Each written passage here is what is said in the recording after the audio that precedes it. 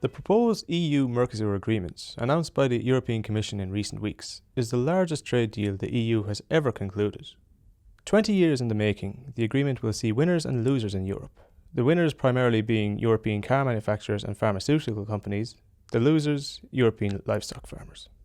Under the relevant terms of the agreement for Irish farmers, beef will see the most significant impact, as a quota of 99,000 tonne of beef could potentially be allowed into European markets at a 7.5% in-quota rate, subdivided into 55% fresh and 45% frozen.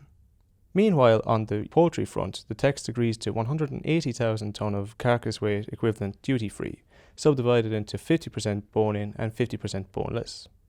Finally, 25,000 tonne of pig meat in an in-quota duty of €83 per tonne has been agreed. Reciprocal tariff rate quotas will be opened by both sides, phased in over 10 years for EU exports to Mercosur countries. These include duty-free quotas for 30,000 tonne of cheese, 10,000 tonne of milk powders and 5,000 tonne of infant formula. According to the Commission, all Mercosur produce imported into Europe must comply 100% with the EU's stringent food safety standards.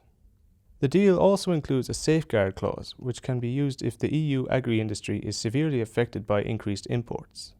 This is the first time that such a measure was included in any free trade agreement, according to the Commission. A number of environment and climate commitments were made to ensure that the Mercosur countries fulfill their obligations under the Paris Climate Agreement. The Mercosur deal has sparked a furious backlash from Irish farmers, with thousands taking to the streets of Dublin to protest the agreement. All eyes now turn to the government and Europe to see if the deal will be ratified or rejected at Council level.